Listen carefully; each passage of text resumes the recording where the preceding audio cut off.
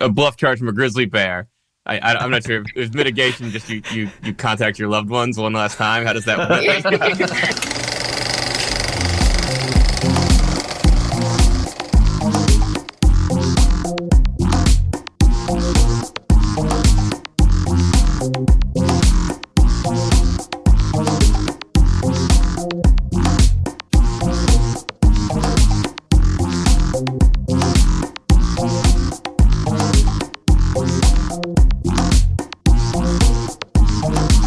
Brunswick Archaeology podcast, featuring your hosts, Gabe Hrynick and Ken Holyoke.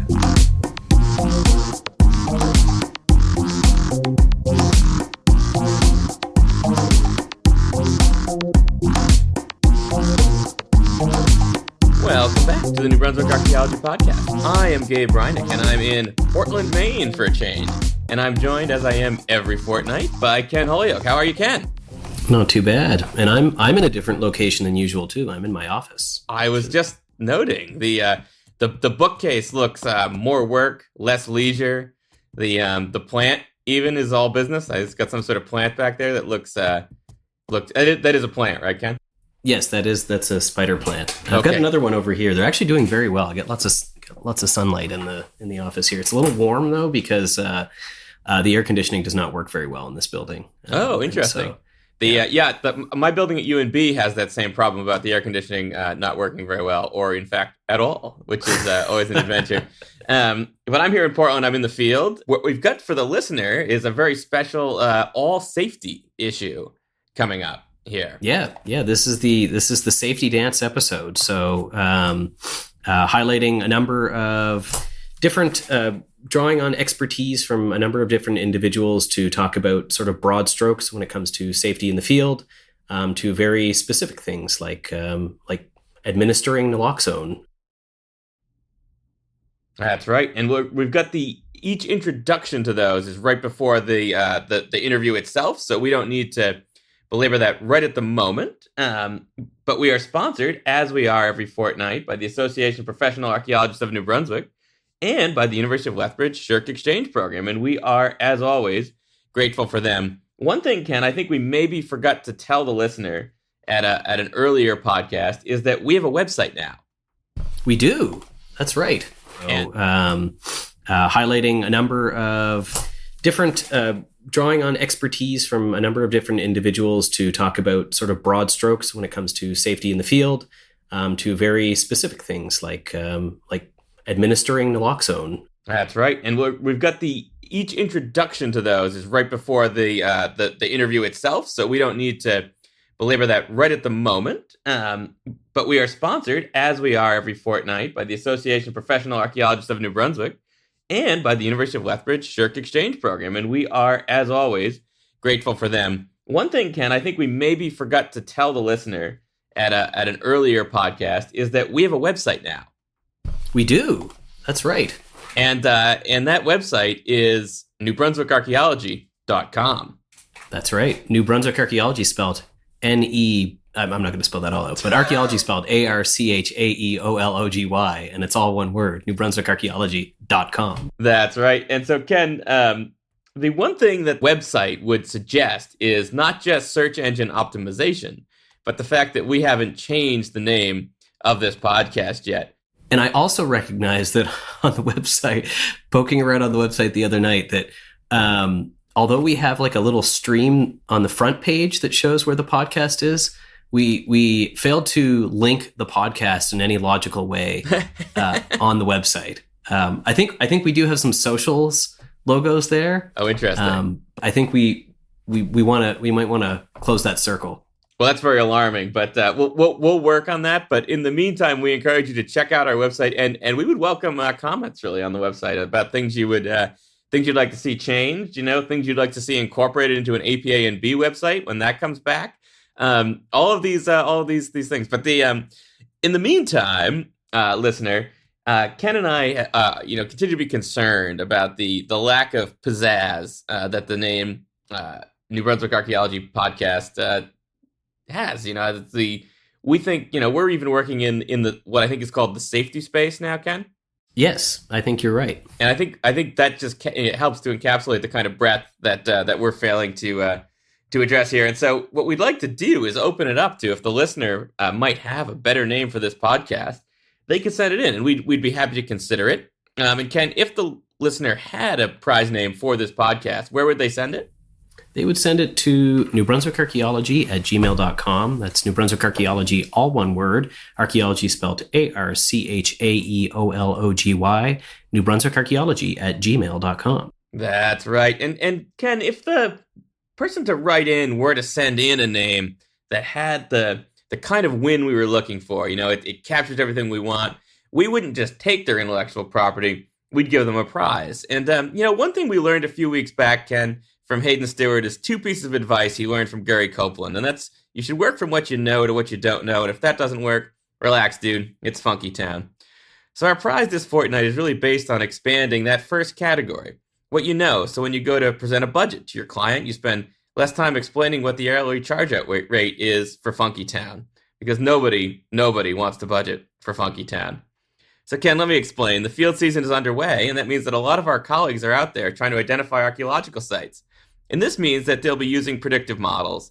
These are essentially hypotheses about the location of archaeological sites using variables like slope, elevation, aspect, or proximity to watercourses. But like George Bach said, all models are wrong, some are useful. And I think, Ken, that more or less fits with the experience of archaeologists trying to find sites. And that's even before the various technical snags that may come with these models, or the sometimes extremely local nature of the articulation between culture and the environment. And Ken, that's where our prize comes in. Today we're offering the lucky listener 10 free consultations with Archaeological Divination and Revelation Limited. Of course, revelation and divination are of tremendous cross-cultural salience. I did a quick e-hraf search, which yielded hits in 79 cultures in North America alone. And so let me just get a definition here. Sorry, you did what kind of search? Oh, e-hraf. Are you familiar with this? I'm not. Oh, it's hosted out of Yale, and you can enter some kind of topic. So I entered divination, and it scans the ethnographic literature for you, and tells you which cultures are in the index as having divination as one of their practices. Oh, yeah, it's actually quite useful. I'd recommend you check it out. Yeah. But what it told us here, so in this case, it basically told us that there were at least 79 cultures in North America alone that do divination. And okay. The listener, who maybe isn't particularly into this, may be wondering, well, what exactly is divination? And let me read this quote here. Practice is reflecting anxiety about the future, and often also a sense of inspiration. Quests for visions and guardian spirits. Hallucinatory revelations. Communications with spirits, such as through spirit possession, through inspired oracles, or through mediums, or even extra larges. Prophecy, clairvoyance, acquiring mystic insight through concentrations and contemplation, interpretation of dreams, omens and their interpretation, divinatory practices, and techniques. And that's right, Ken. Don't work harder, work smarter. ADR Limited will assign you a specialized archaeological shaman and budget specialist to craft a GIS model for your project that incorporates multi-factor divination techniques into a downloadable GIS layer shapefile to incorporate, to take some of the guesswork out of predictive modeling by actually predicting the future. The team over there is going to take a multidisciplinary approach using such techniques as geomancy, haruspicy, necromancy, scapulomancy, a Ouija board, scrying, sortilege, 8-ball, and fortune cookie to help you resolve the intervals for your testing strategy within any proposed area of effect. Ken, I think we all know what a predictive model really needs is the direct invocation of spirits to predict the future, and that's what Archaeological Divination and Revelation Limited can do for you and for your project. So Ken, where would the listeners send their winning prize read to get in on this divination, action? They would send that to New Brunswick Archaeology at gmail.com. New Brunswick Archaeology, all one word. Archaeology spelled Archaeology. New Brunswick Archaeology at gmail.com. And I guess I got to ask you, do we need to disclose any kind of financial relationship that we have with the, what is the Archaeological Divination? Yeah, we could just call them Archaeological Divination and Revelation Limited. Okay. Yeah. And the answer is no, but I should say that they have told me what the mailbag is going to hold next fortnight. So just, I mean, don't screw it up, listener. If you're going to call in, they like to do a little proof of concept here. But no, we don't. I mean, naturally, I assume someday we'll be on the board. Yep, but okay. Excellent. But I haven't been told that yet. The spirits have not let me in on that secret. They haven't let you in. Okay. Ken, and don't worry, listener, Ken has been kept completely in the dark of what that mailbag currently holds. And so, Ken, could you reach into the future? Well, so unfortunately, the future is bleak. I knew that. So we're still looking. We're looking for some mail. So, listener, if you have burning questions, or if there's anything that you're wondering about, or if you have a name suggestion of any kind, we welcome them at any time. Love getting mail. I do owe probably a few people some stickers, but we actually I need to order stickers in order to send them out to people. And actually, one thing I did want to highlight that is not in our mailbox, but in our mailbox, is that we had Ashley, who won the competition or won one of the draws at the CAA.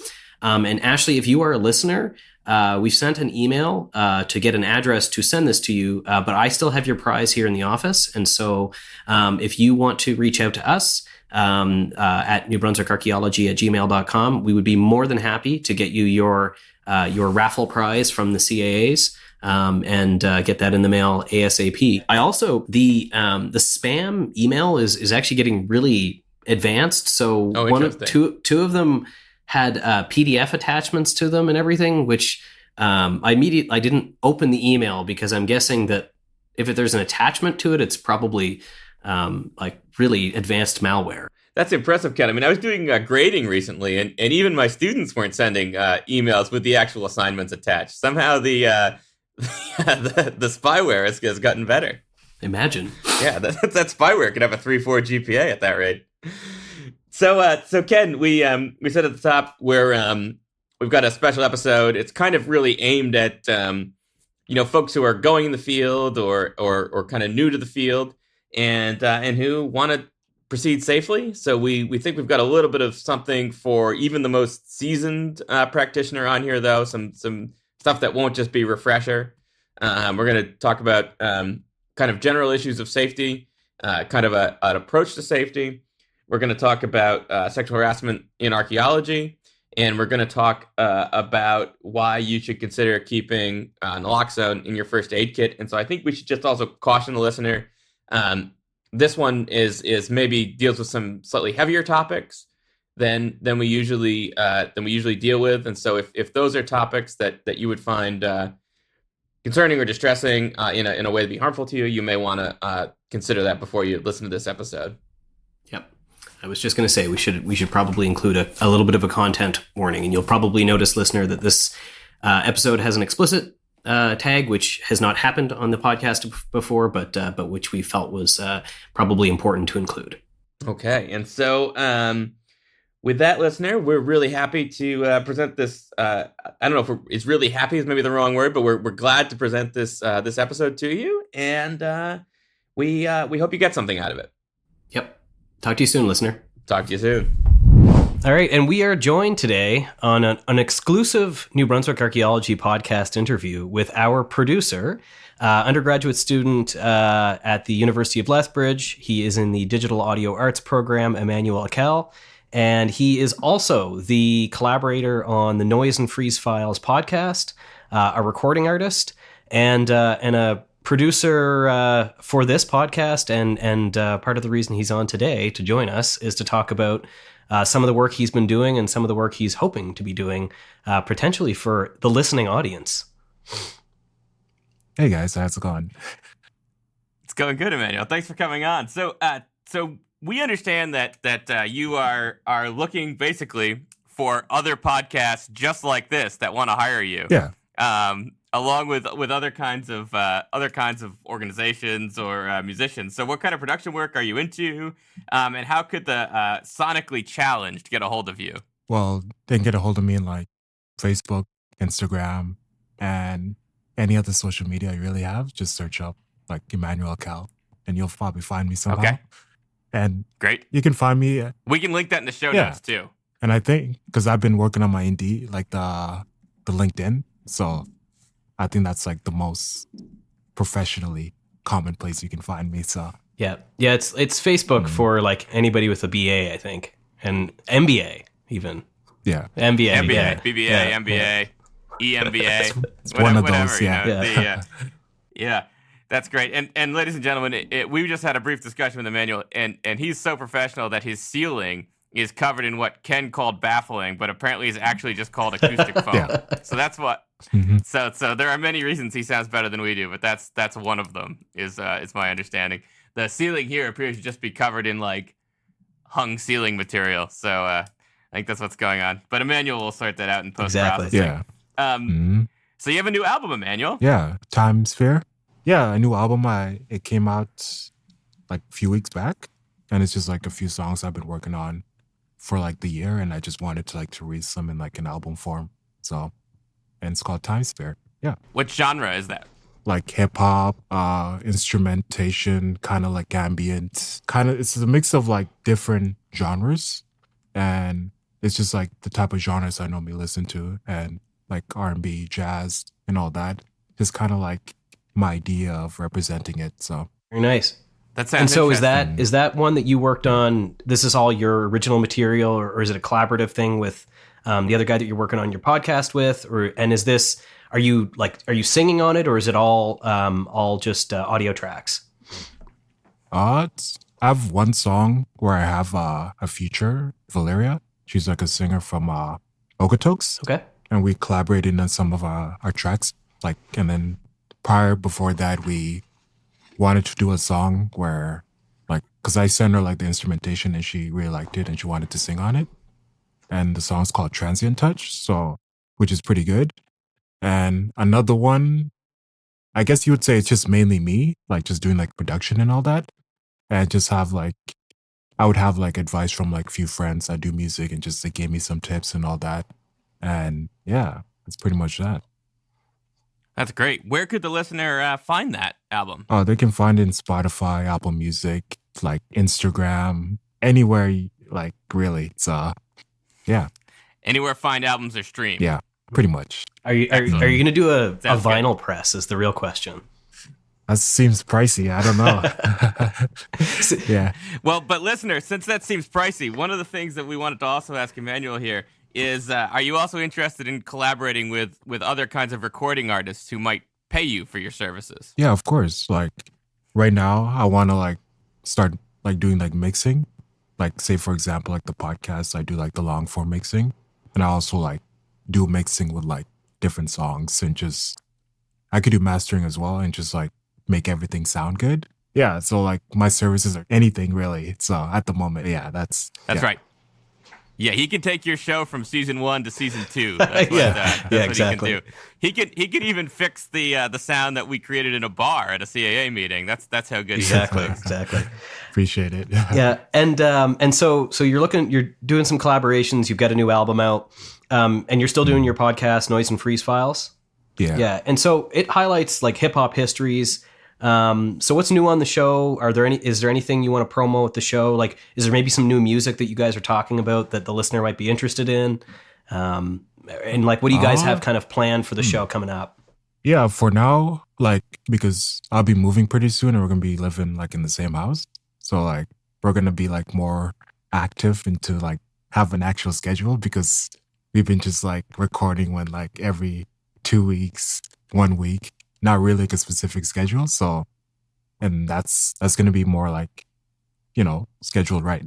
And in terms of like different content and all that, like I've been trying to like get more productive with like the Instagram promotion and just because the podcast itself is just like two people like music and just like what they like. And then sometimes we like just delve off into like the previous episode we just talk about like the school system and just like our opinions of it and all that and our experience. So it was pretty much that. That's right, folks. But when Emanuel makes it famous, remember he learned the format about two people just talking about what they like from helping produce this show. Yeah. So, Yeah, of course. Yeah. The real question is, do you have restaurant suggestions that come in that are interspersed with the information about hip hop? That's the Yeah. Just come in the Hudson's bar and That's right. That's right. Yeah, I gotta stop over there. Yeah. I'll come over for beer here one afternoon. I'll bring my computer. I can just like work in a corner and we can chat. Yeah. Yeah, you guys should do a live one from Hudson's. You could. That'd be great. Yeah. Cool. All right, Emanuel. So we, in all seriousness, we've been joking around a little bit, but Emanuel has made running this podcast so much easier. In fact, I thought Ken's hair had started to grow back. It turns out he just got a good haircut today. But things have sounded better. He just dealt with us on not only the kind of in-studio audio we've had to do, but he's also dealt with basically coordinating our live podcasts at a distance, which I think that's why Emanuel has less hair than he did when he started. I got a haircut, so you're good.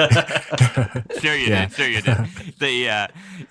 So for all sorts of work, so if you need some podcast work or some if you're a recording artist, we couldn't recommend him enough. So thanks for all. Yeah, thanks, Emanuel. No worries. Echo what Gabe said, that like for anybody who's listening, who's thinking about doing a podcast and isn't sure like whether you can do the audio editing, we quite literally just send him audio files and he makes the rest of it work. So it's pretty awesome to have somebody like this on board. And we're happy to continue the partnership. And so one more time before we let you go, Emanuel, can you give us your Instagram, your social media handles, how to find you, and just let the listener know one more time what you're offering. Yeah, like Emanuel Michael Akel, and I also have this like Instagram Imani Freeze, which is like my artist label, which I do where I could do mixing. I normally just promote like my own like content and just like making beats and just doing whatever I like for the most part. And then I have the Noise and Freeze files with my friend Evan. We just talk about hip hop. We just talk about life. It's just two guys talking for the most part. It's like generally the aesthetic we were going for. And yeah, you can find my new album, Time Sphere, Spotify, Apple Music, all that. And yeah, I'm like just ready to like really work and just doing mixing, podcasts, like audio tracking, and just like even like produce beats for you or anything, any type of thing like that. And yeah, I'm just, kind of hungry for that right now. So, and that's pretty much it. All right. You hear that, everybody? That's great. We've got a hungry student here. So let's get him fed. Yeah. All right. Thanks for coming on, Emanuel. Thanks, really Emanuel. Appreciate it. Okay, so welcome back to the New Brunswick Archaeology podcast, and we are joined today by Greer Vanderbyl, who is a crew lead and archaeologist for Eco4 Consulting Limited. She has a BA with distinction from Simon Fraser University and a certificate in forensic studies, also from Simon Fraser. She's worked for the Yukon government in various capacities, as well as in the resource sector, before joining Eco4, where, and the reason we have her on today, she is co-chair of the Eco4 Safety Committee, and based out of Whitehorse, Yukon. And in that role, she is also the safety representative and internal auditor for Eco4 Yukon. And so welcome to the show, Greer. Thanks for coming on. Thanks for having me. I'm just going to say thanks very much for coming on. So you're part of our safety series here. So we're trying to get the listeners some basically helpful tips about this idea of being in the field, doing field work in a way that's safe. And so one of the things that Ken thought we should just start off with is this idea about what it means to have a safety culture. So building within any kind of organization a safety culture and how to make sure that people are thinking about safety at that organizational level.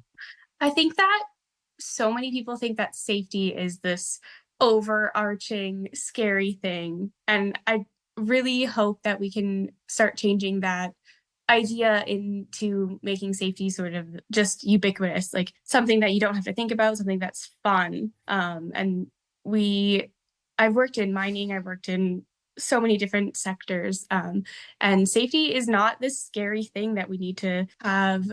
So when I was working in the private sector, one of the things that was sort of hammered into us was this idea of like, your job is your job. you want to go home safe at the end of the week and that kind of thing. And I get the sense that like you said, it kind of it comes off as almost intimidating, you know, like all of this stuff, like you know you have to be prepared and all these other things, but it ends up becoming kind of like background noise and kind of part of your day to day. And so like what do you guys do at Eco4 that sort of like what's your role that sort of ingrains this idea that working safe in the field and coming home you know, without injury, basically. Like, how do you guys instill that? And you said making it fun, which is something that I think can be difficult sometimes when you have to, you know, check in 3 times a day and fill out all these boxes and come up with these silly, you know, like slip, trips and falls and all this other stuff. I love that you said slip, trips, and falls because that's something that we talk about every single day. So yeah, like we have our tailgates, we have our morning meetings. We don't want to make it just ticking boxes. It's not just ticking boxes. We are out there and everyone has different experiences. Everyone has different levels of field work that they've done. Everyone's from different places. We all have things that we think about more often than not. If you're from the Yukon, if you're from the East Coast, we don't have ticks in the Yukon. You don't have to think about ticks in the Yukon. If you're in the East Coast, though, like you got to think about that kind of stuff. Yeah. But we don't want safety to just be complacent. Like we don't want to be just ticking boxes. Oh yeah, we got our stuff. We're gonna look at our feet when we're walking. But when we all come together and have a meeting, we're not just ticking the boxes. We are actually thinking about where are we going today? What are we going to be doing today? Do we all have all of our gear? And that's another thing. It's not just a ticked box. We can make it something that's not just safety is. It's not just paper. Yeah, it's not just paperwork. It's not just paperwork. Yeah. It's not just a form. Like we can be out there. We can get bluff charged by a grizzly bear. We can. I'm sorry. I'll skip what? Hold on. Did you say bluff charged? Bluff charged by a grizzly bear. Yeah. Yeah. It's a real risk. And depending on where you are, depending on what you're doing, the risks are different. The risk management is different. And if we can talk about it and make it interesting, I mean, it doesn't have to be interesting. I think safety is interesting. Yeah, but it's sort of scale dependent too. So, you know, you made a good point of you don't have to worry about ticks in Yukon, but you have to worry about bluff charges of grizzly bears, which is not a concern on the East Coast. But it's also it's all dependent on the remoteness of the work too, right? And kind of this and kind of the scale of the work. So are you know, if you're doing a walkover, it's one thing. If you're doing shovel testing, it's another thing.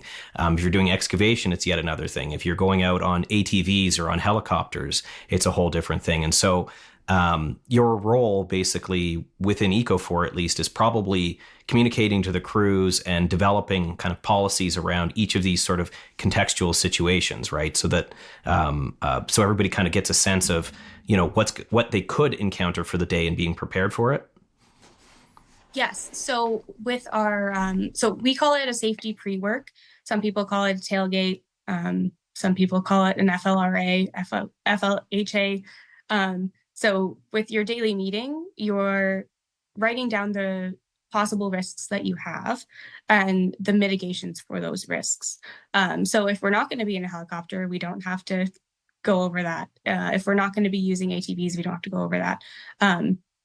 But every single day, every single morning, before you go to the field, we have 2 different sections for our paperwork. It's actually on an iPad. Oh, there you go. I truly prefer the paper versions, but having that immediate upload also helps. So yeah, before you go to the field, we mitigate those risks. We make sure everyone has their PPE. We talk about if we're going to be in a helicopter, if we're going to be in a boat, who's driving, what we're driving, where we're driving. And we do that before we get to the field. And then once we get there, we do the second half of the form, which is all of the new risks and possible risks and mitigations for those risks once you get there. So you do the before you go, and then once you get there, because once you get there, like, you don't know, maybe you're gonna get to a site and there's a big flood, or there's a possible risk of a mudslide, or there's a grizzly bear. Or grizzly bear, exactly. Or a really grumpy moose or something. Yeah. Yeah, maybe you've got a lot of bugs that day. Maybe it's a lot hotter than you thought it was going to be. And in the Yukon, like the last couple of years, we've definitely been getting hotter weather. And that's something that you need to plan for. Like, does everyone have 3 liters of water with them? That sucks to hike with, but you got to have it. Yeah. And I would imagine too, like in northern BC and Yukon right now, wildfires are a real concern, eh? Very much so. The last couple of years have been very, very significant for wildfires. We've been stood down quite a bit, and sometimes they pop up and you don't know they're going to be there. We also have obviously like evacuation procedures for any site that we're on. Sometimes we're in very remote places. Obviously, we've got our in-reaches. But yeah, sometimes you don't know what's going to happen, and that's what we mitigate for. That's what we plan for. Could you give us an example of a mitigation? Just so maybe so the listener can conceptualize. You use the phrase mitigate. So I'm guessing with a bluff charge from a grizzly bear. I'm not sure if it was mitigation, just you contact your loved ones one last time. How does that work? Yeah. But I'm guessing just pray. Yeah. Just hope.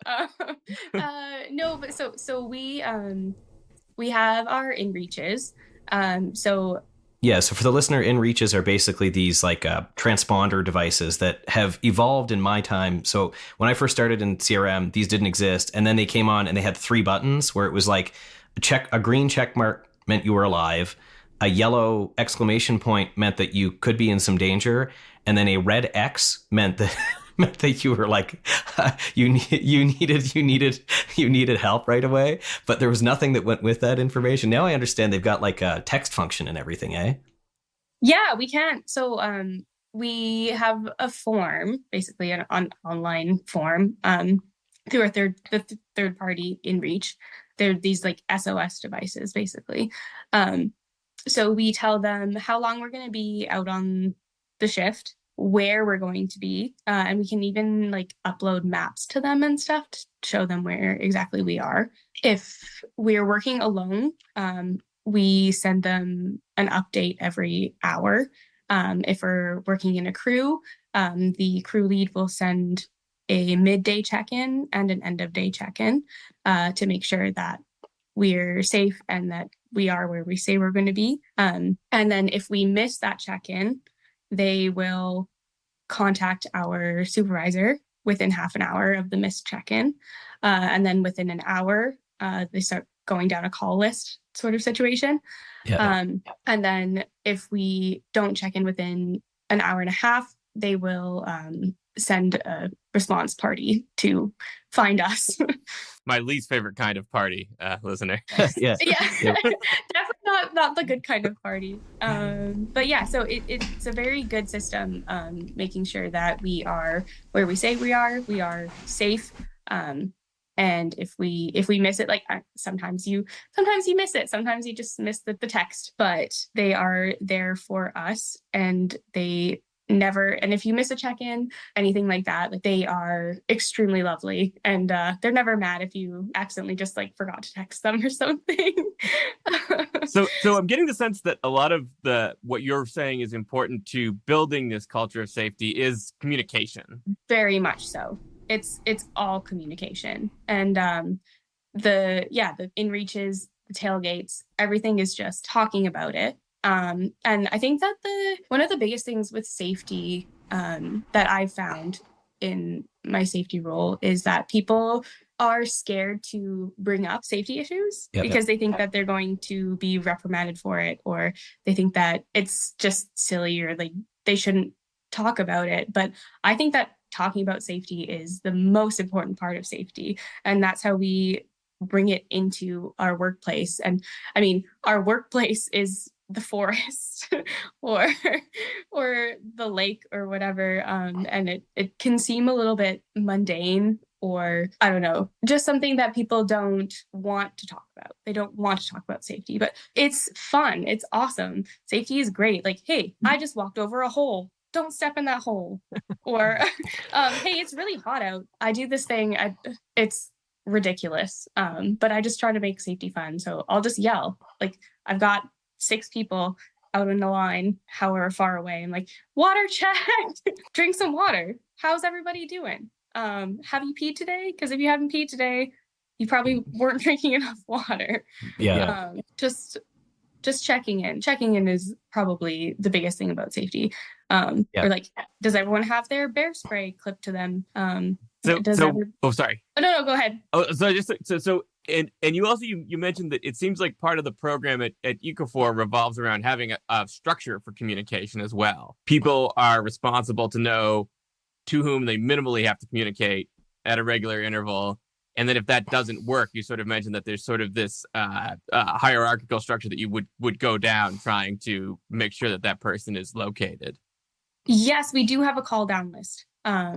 So every crew lead has their supervisor, their project manager, and then like the InReach people. So in our EPRP, we have our call down list. So if you can't get a hold of one person, you go to the next person. If you can't get a hold of that person, you go to the next person. And it's very structured. Our safety manager, she's always available. She's amazing.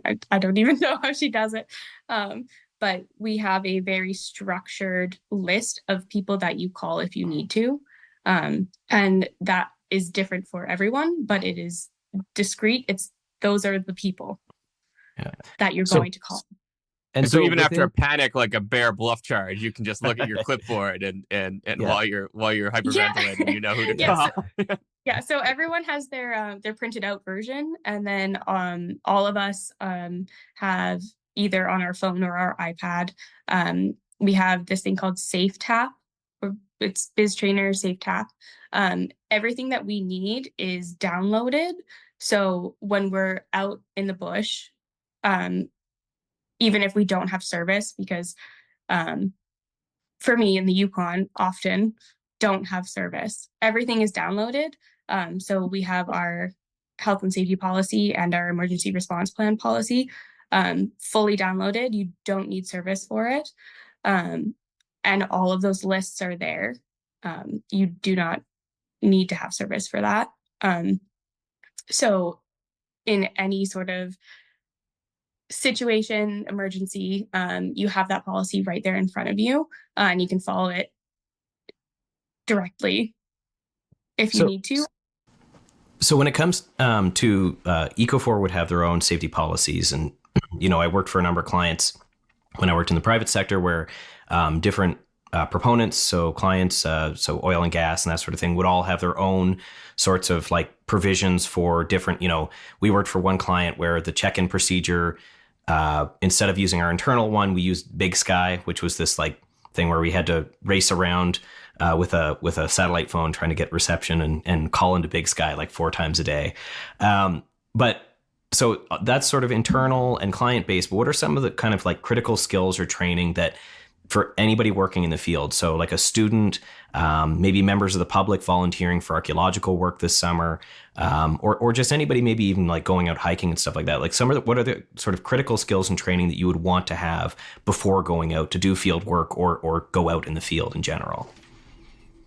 So, I mean, we have our internal training, obviously, but in terms of just like general field safety, I mean, for the Yukon, definitely like bear aware, or wherever you are, wherever you happen to be, the sort of just general awareness of what type of wildlife you might encounter and how to deal with that if you do happen to encounter it. And also just like how to avoid it in general. Yeah. Also just to be prepared for how long you're going to be out, where you're going to be going, how much water do you need, how much food do you need, are you allergic to anything, do you need an EpiPen, do you need the people that are around you to be aware of your needs and your allergies if you have them, and just basic first aid. if you encounter some sort of slip, trips, or fall that you're going to need to mitigate. How are you going They to do used to that? call Do it you? Eco 5, but then there was an accident and it lost one of its thumbs. Yeah. I think that would be a little bit more of a first aid class, but Oh, I see. Yes. but yeah, just being aware of your surroundings, knowing where you're going, how long you're going to be out for, what you're going to need for that type of trip, having the proper gear. Proper gear is a really big one. I think that we don't talk enough about, because not everyone just knows what type of stuff you need. Like, The upside of working for Eco4 is that they have a whole room full of proper gear that's Eco4 branded that seem to get you ready to get out in the field. we have some great swags for sure. No, but I think that a lot of us that have been doing this for a long time, like I've been doing archaeology for 10 years, like I just have what I need. But someone coming into the field that hasn't done this before, like they might not know, like, oh, I'm gonna have to have my rain gear on me, I'm gonna have to have extra socks, I'm gonna have to have a hat, some like things that we just take for granted, that we just don't think about because we know that we have them. When we onboard new people, it's not silly to tell people like, hey, these are the things that we need. Have a checklist, a first aid kit, bear spray, and our PPE. But yeah, like just little things like extra socks or sunglasses, things that we don't think about, but maybe someone that isn't going into the field very often or has never gone into the field. Maybe they're coming from the city and they've literally never gone into the woods before. For the listener who might be in that very situation, could you pass along some suggestions about gear sort of for the first time out? I mean, in many cases the company would provide this, but I think it still gives us a new student a sense of comfort to know what sort of gear they should have or should be wearing. Oh, definitely. Yeah. So I always have extra socks and an extra pair of underpants. Just in case. You don't know. Sometimes I always have a roll of toilet paper in a plastic bag. I always have extra like feminine hygiene products just in case. Band-aids, always, like every single type of band-aid you could possibly ever think of. For a big bear wound. Yeah, even just little things like hair ties. I always have sunscreen, SPF 60, always.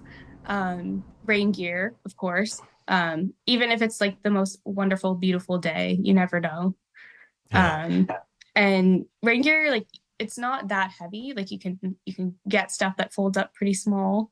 I always ascribe to the chainsaw boots for work boots because I'm short, and so working in BC it was nice because it meant my shins took less of a drubbing like every time I jumped over deadfall.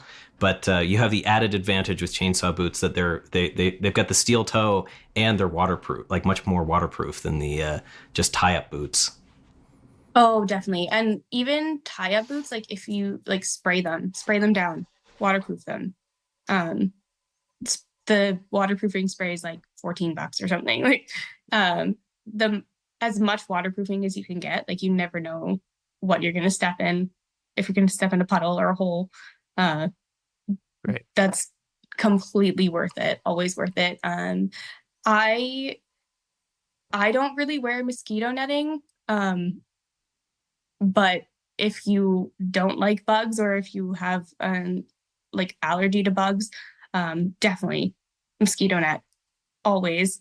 It can be the difference between a really great day or a really poopy day. We have some like nuclear mosquitoes here. We really don't have any bugs that can hurt you here, which is one of the reasons I live here. We don't have any ticks. We don't have any poisonous spiders. But of course, like know where you're going to be. If there is the risk of poisonous spiders, snakes, definitely have the gear to. The down here in southern Alberta, so we have special signs on the university campus at University of Lethbridge that warn people about the rattlesnakes. And so it's rattlesnake season once again in southern Alberta because they were out basking on the patio at the university a couple days ago. So you would have the gators on your ankles to if you were doing survey down here. So That's terrifying. So Ken, actually, I was going to ask you, Ken, what are some other adding on what Greer hit on most of the things that I try to keep in my pack? You know, the dry socks being a particularly essential item that lives in my pack. Is there anything you always throw in your pack? Yeah, so like bugs don't really faze me a whole lot. So sometimes like I have this oil. You can find these like essential oils that I find if you put around your ears, they're really good for kind of deflecting like black flies and stuff like that. I always have one of my water bottles, at least 50-50 Gatorade water. That's the one I usually try to drink like in the mid-afternoon when you're starting to kind of get a little bit woozy.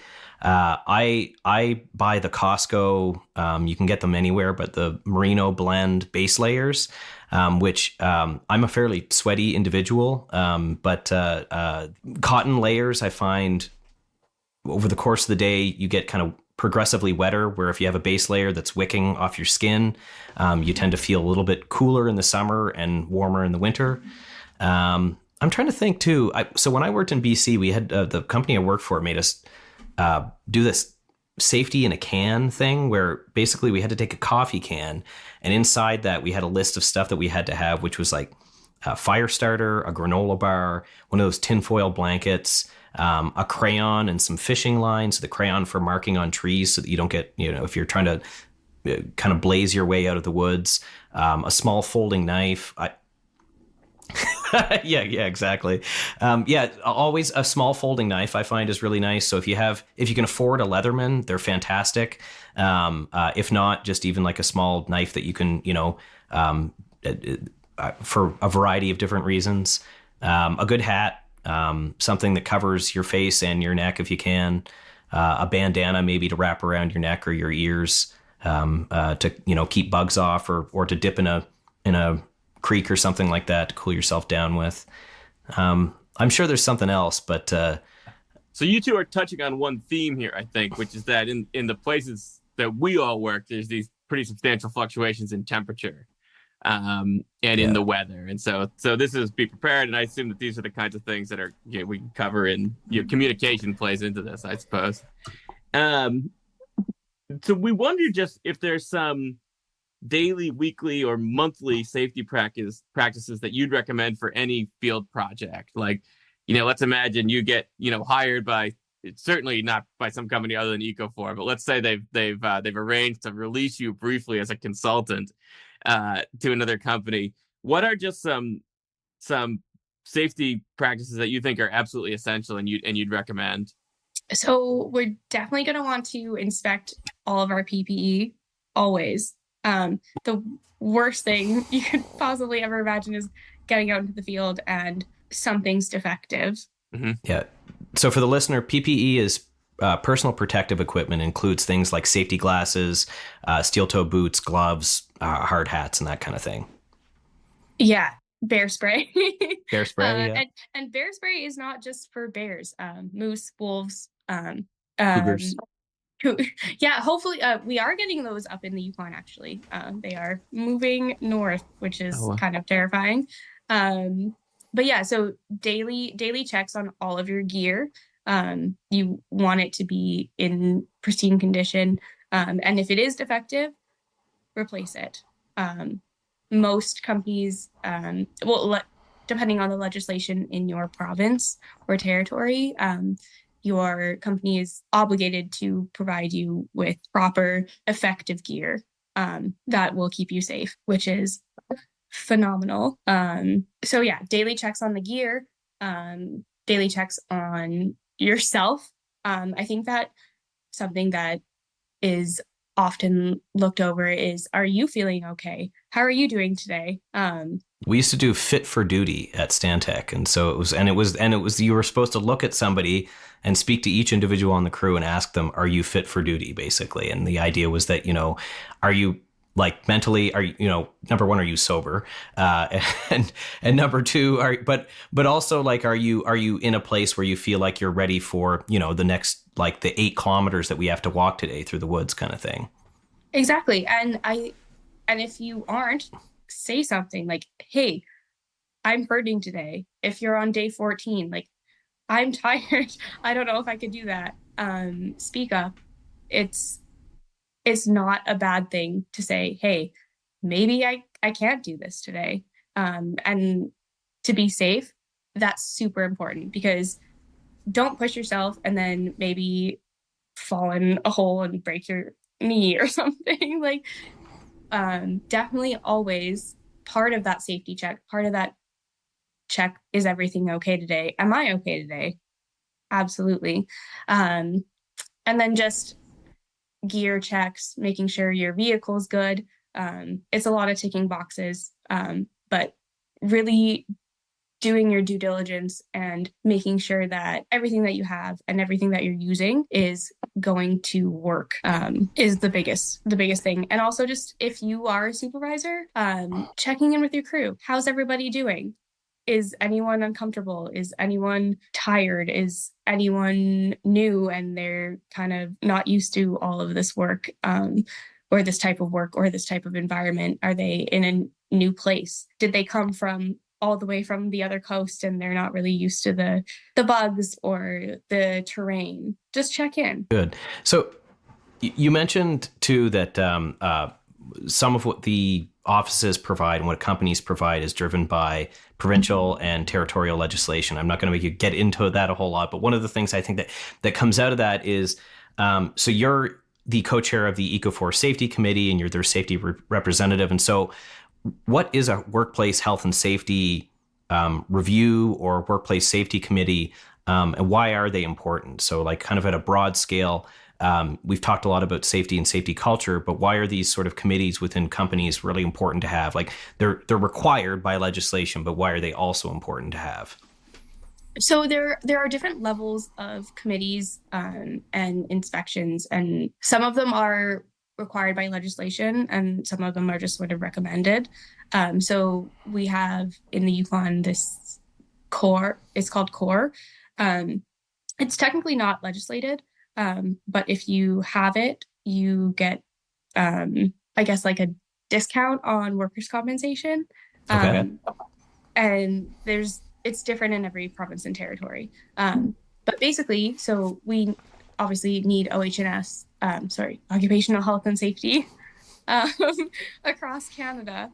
And these programs and committees are here to help the workers. They're here to keep us safe. It's not just to tick boxes. It's not just to fill out paperwork and submit it to the government. So what I do as the internal auditor, in the Yukon, every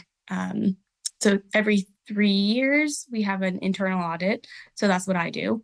And then every fourth year, an external auditor comes in and reviews the safety committee and all of your safety paperwork and the way that your safety works within your company. So I do that internally. And basically, those committees are there to make sure that all of the legislation is being followed primarily, and that you are. Yeah.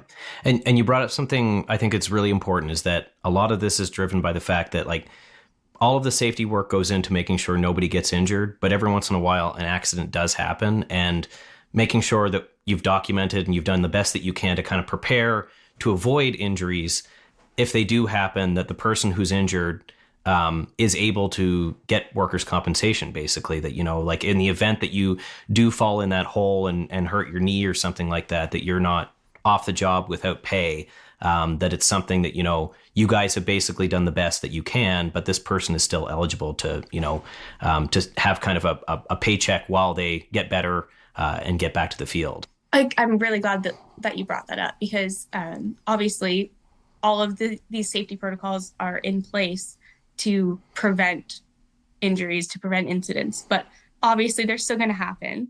And part of the safety protocols, part of the safety, we do have incident reporting. We do have incident investigations. And I think the biggest thing for all staff, like anyone, is that these reports and these investigations are not to blame anyone. They're not there to make anyone feel bad or be like, how did this happen? What did you do? These investigations and reports are there to improve our safety culture and improve the way that we do things. It's like a learning opportunity for everybody.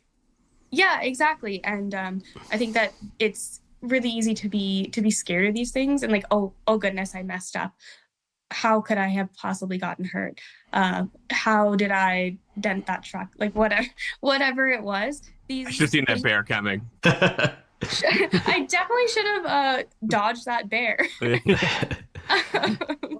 But yeah, these investigations and reports are there to help and to improve our safety culture and make sure that everyone is doing well and they're safe, and that we can possibly maybe put some controls in place to stop that from happening in the future. Obviously, things are going to happen. People are going to fall in holes. Bears are going to bluff charge you. Trees are going to fall down. But we're doing the absolute best that we can, and making sure that people aren't scared of that reporting process and that investigation process is really important, because we don't want people not reporting simply because they think they may possibly get in trouble or something, which is not the goal of these policies and procedures.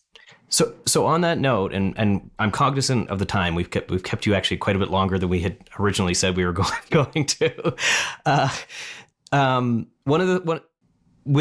I worked, one of the things that we did were these safety moments, right? And I understood in the email that you had a recent safety moment that you shared with the company. I don't know if you're allowed to share that, but if you want to share with the listeners of the New Brunswick Archaeology podcast, maybe a safety moment, something that like a specific example that you can draw on from your own experience or maybe from the experience within your office, something that somebody might not be thinking about in that tailgate, might not have on their safety paperwork already, or maybe just a reminder as folks are starting to head out the field. I won't draw on anything in particular, but Eco4 has this really awesome program called Good Catch. We call them Good Catches.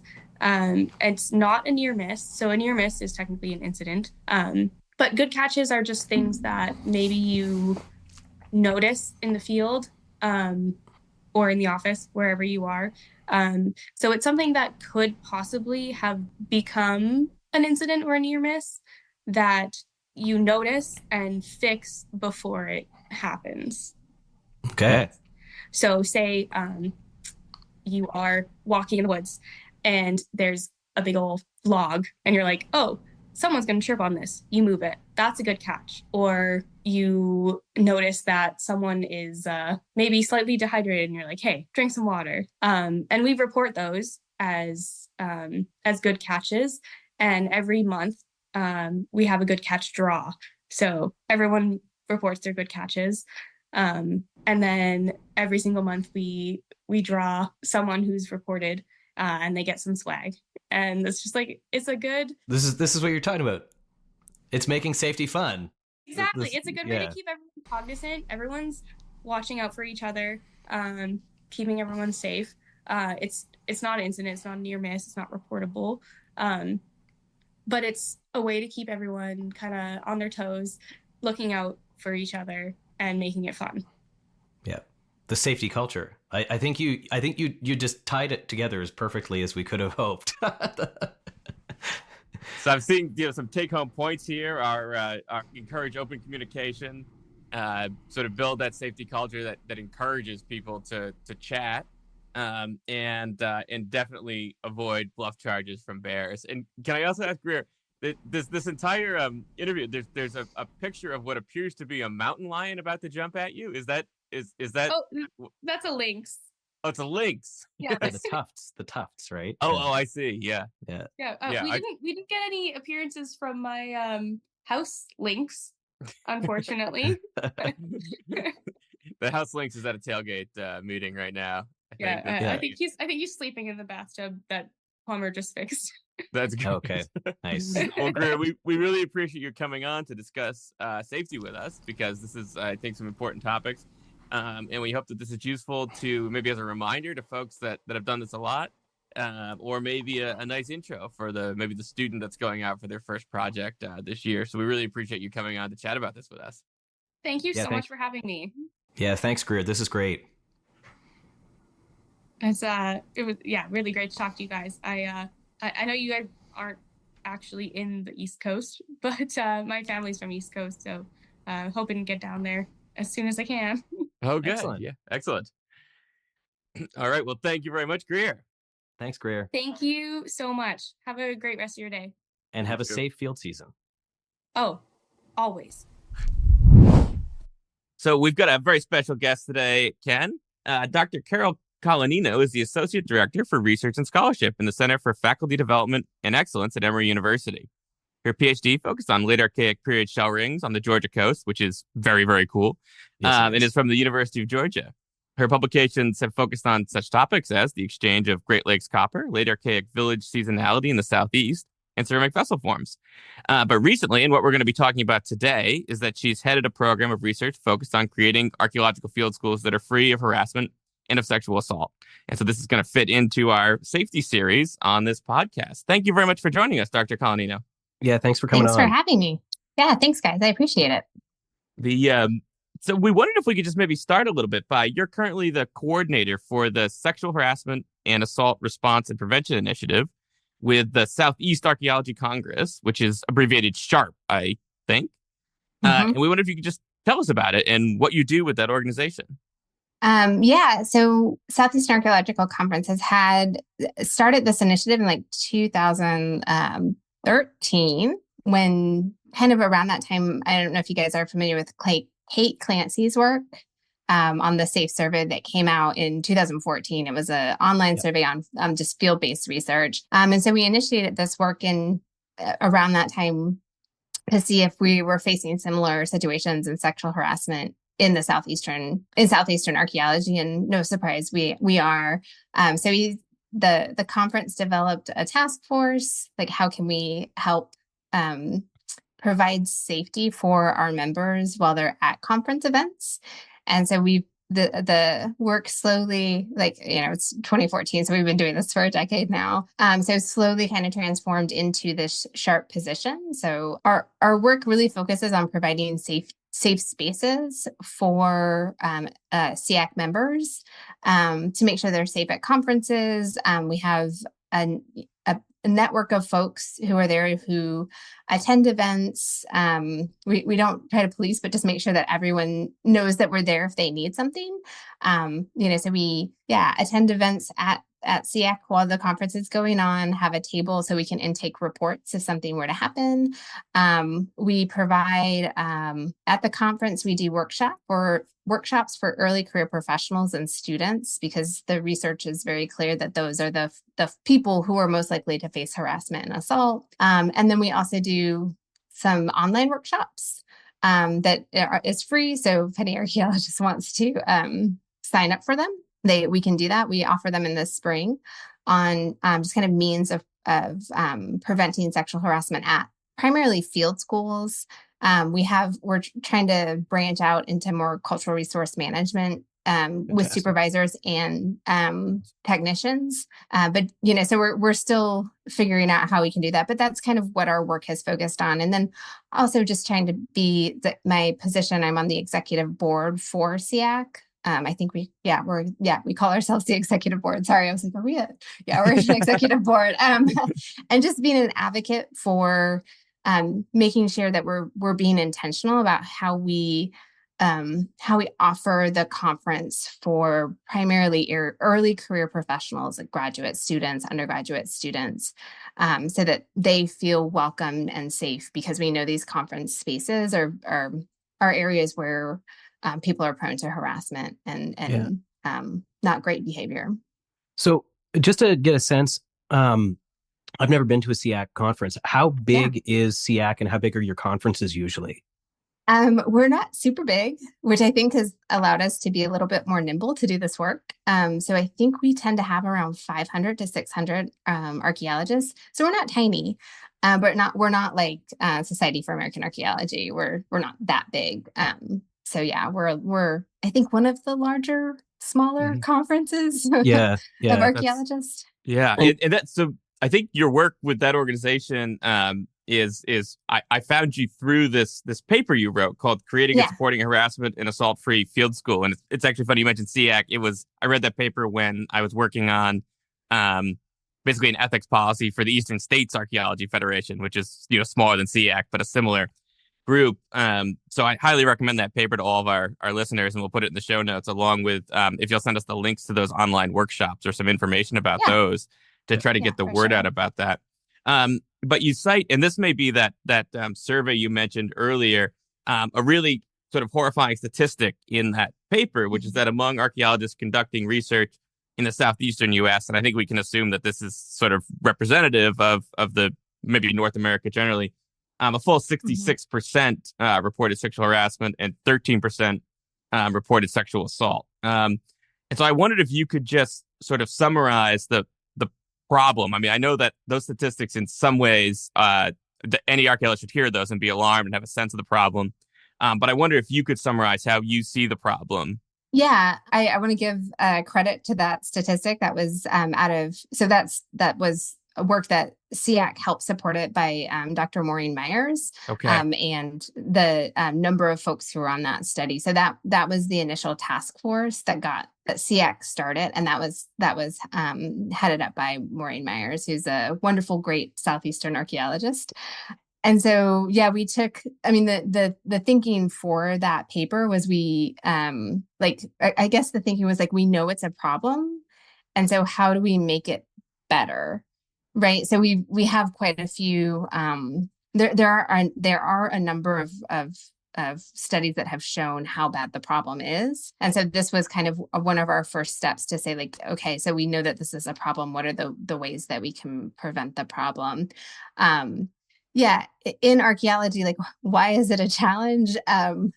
So part of the reason that I don't think it's unique to archaeology. I will say that. Like, I think this is probably a problem that's universal across field-based sciences. So anytime that we're isolated and outside of institutions where we have power structures that are pretty top down, or those safety nets, I think that we kind of potentially lose the inhibitions that we might feel inside the walls of the institution of higher education.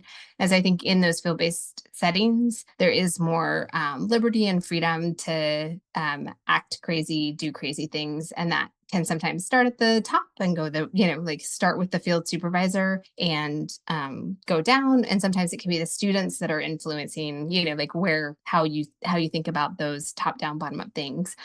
So in archaeology, I think the problem has been, and most field-based sciences face this, is that we do have a very archaeology comes from a very male-dominated profession, and so the research not our specific research, but research that was conducted by the National Academies for Sciences, their research shows that as these male-dominated fields, that ethos carries through, even though in archaeology we've kind of had a transition from being predominantly male to like about a 50-50 mix.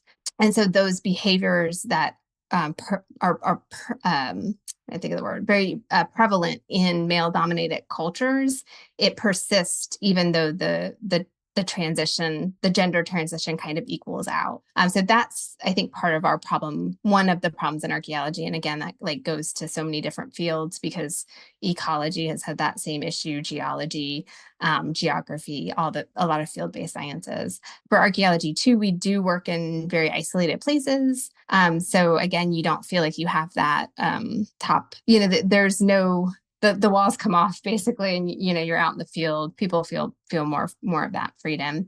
And I think one of the other things, and this might be, I don't know if this might be just a United States issue, is but that we really focus on compliance. So rather than making sure that people are doing well and are safe, we're focusing on like, did we check all the boxes to make sure that we're not going to get sued, rather than having a student-centered or person-centered approach first. We think of compliance first, and those types of environments are really those environments where sexual harassment is more likely to occur. And when you take the person out of it and just think about the litigation potential. sort of present this challenge, and then you come up with a number of different steps to address the problem. And I think that that's probably a good place to kind of dovetail into is you talked about this hierarchical structure, kind of male dominated structure, and this issue with just sort of simple compliance. And I think we've all seen, like, one of the responses when I was in my graduate school to when this was going on was to establish like a 16-page ticky box form, which was very clearly the university kind of sort of absolving themselves of liability issues, right? Rather than providing that kind of guidance. And so what are some of the ways that when you are trying to enact, sort of break down these problematic factors, what are the best ways that you can kind of go around that? So I will say that universities are going to be universities, and they're going to cover their butts first, right? That's just what they do. So you always, if we're working in the field, whatever institution that lets us do our jobs is going to try to prevent litigation. So that's just part of it. As a field director, the thing that works the most is being very considerate and creating an environment where students feel like they can thrive, where they can flourish. So having that attitude of when you communicate as a field director, I expect everyone here to support each other.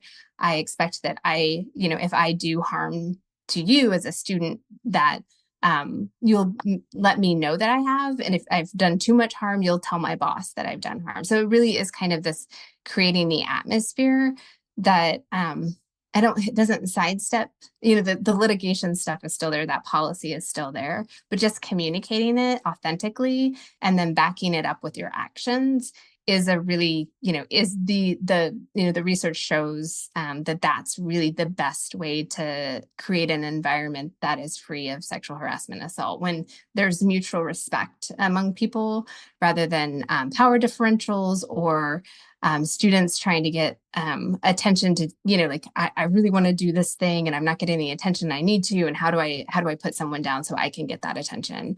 Or a field supervisor who is, I want to make sure all my students are doing exactly the thing I tell them to, and this is how I'm going to exert power over my students. So really it is that, that leadership position. And it's not that students don't have agency. It's that the field director really has the ability to set the tone more holistically than I think anyone else in the field can. Yes. So it's sort of starting by breaking down those power structures a little bit and kind of opening things up a little bit more. And I thought that in the article that we're talking about here, I thought that was really interesting. The bystander intervention training, kind of a key component of that preparation part too, that I think probably goes into that, breaking down those power structures. That kind of is that the idea is that it's enabling or empowering people to sort of have the ability to weigh in on issues that they see. Yeah. So bystander intervention training kind of came out of like the fact that compliance training doesn't really work. And so bystander intervention training is that step towards trying to create spaces where letting students know that, like, hey, if you see something that's not going well, say something about it. Do something. To help them feel empowered to do something about it. With my students, I always say, hey, if I do something that you're not comfortable with, I would appreciate if you tell me, and I'm open to you telling me, and I'm not going to retaliate in any way, shape, or form. Everyone has the same opportunities. So just being mindful of those things. And that bystander intervention training should help equalize power. That's great. Yeah. And I think I actually, in your paper, which I can't recommend enough, you outline some very specific things like syllabus language, so I've actually changed my field school syllabus to, include contact information for my department chair, and these kinds of things to break down some of those hierarchical structures. So if anyone is teaching a field school going into the field, I'd recommend that paper. But I get the sense that you probably also have some kind of additional resources you would recommend. So, to the faculty member, to the cultural resource management archaeologist, or even to the student going into the field. Yeah. For field directors, I really think it is like being very intentional about how you break down power structures. Sexual harassment occurs because of power structures. It's a power move. And I know there's misconceptions out there about why it happens, but it's primarily about power. So as much as you can, as a field director, diffuse the power. So in that article I mentioned, like with my field schools, and what we have found that students respond to is, I provided the contact information of my boss. So my students could go to my boss and say, hey, Carol's being a jerk. And if my boss is a jerk to my students, my students also have my boss's number. So we try to create, and then, we have the Title IX coordinator who's there to respond to instances of sexual harassment. We give them other advocacy, phone numbers for local advocacy groups, mental health counseling. So these things that create a network for them if something were to go wrong. And so I think that is really helpful for field directors. In cultural resource management, I think we're still, because it's more, there's more, the institutions of higher education operate in a really predictable way. CRM companies don't. So sometimes they will have, the owner of the company will be the person who would handle a dispute. Sometimes it's the HR office that will handle I don't want to say a dispute, but will handle a case of sexual harassment. So really, it's kind of understanding who you would go if you're a new field tech, like understanding who you would go to, and if there's anything that making sure that it's not a straight line for you. Those straight lines are kind of what causes issues for students, because if someone holds on to it or bottlenecks it, they can't get help, right? So for CRM companies, we always recommend creating that network of support for field techs, and for field techs to know what that network of support looks like. And then for students, I think it's a really tricky space for them to be in, because at least in the United States, what the research that we've done is most of the research we've done has shown that students don't know this is a problem until they start their field school. So it's not being talked about in undergraduate courses. So they do their orientation for their field school, and the field school director says, hey, this is a problem. And their response is like, no one told me this was a problem. So it's, if they don't know, like they can't empower themselves. So I think for students, right, like as anyone who's teaching at a university, I think should be having these conversations in probably an introductory archaeology class, even in like the intro 101 to anthropology course, because it is it's universal, right? Like it's across fields-based disciplines, and anthropologists, regardless of what training we have, we tend to be a field-based discipline. So just making students aware early. But yeah, for students, it is hard to feel empowered if you don't know it's something that you need to empower yourself with. So it's a tricky one. If students know, we really suggest making sure that you have a network outside of the field school who can come and help you if you need to, right? If you're in an area where you don't have access to a vehicle, who can come and get you if you need to get out? Who can you call to get help if you need to get help? Like making sure that emergency contacts. Where's the hospital in case I've been assaulted? What is the contact information for the local police, and can I trust the local police? But that's, to me, I think that's a burden that we shouldn't be putting on students, that we as field directors need to be making sure that the students, that we're giving that information to them. So yeah, I'm always torn with students, because I feel like it's our responsibility as field directors to provide those safe spaces for them. And also they're walking into this without knowing what the statistics look like. So it's hard for them to feel prepared. Yeah. And so it sounds like some of your suggestion too is just based around making clear that even though this is unfortunately normal in the sense that it's a frequent occurrence, we need to work sort of as field directors in moving beyond the kind of ticky box approach that you have talked about, to saying this is in fact inappropriate. It's not a rite of passage. It's not any of the sort of phrases that might get thrown around. Well, I would say that like attitude of what happens. I don't know if you guys have heard this, but like what happens at field school stays at field school. For sure. Like I've heard that from so many people. And it's like, no, if it happens at field school and it's not right, it doesn't matter where it happened. It's still not right. So I think that kind of like shifting that narrative to like, you have, you should be here. You should be happy. You should be working in a space where you feel comfortable and where you're respected. And if that's not the case, like it doesn't have to stay here. It can go someplace else. Do you get a sense, and perhaps this might have maybe been with Maureen Meyer's research, Are you seeing direct correlations between experience of field schools, like a negative experience, for example, and actually people leaving the discipline? Like, are there stats that have tracked that? Or I imagine that's much more difficult to unpack, but can you speak to that at all? It's a great question. And it's one that we don't necessarily have the answer to. We have some of the data that I have collected looks at like accessibility issues for students, and what is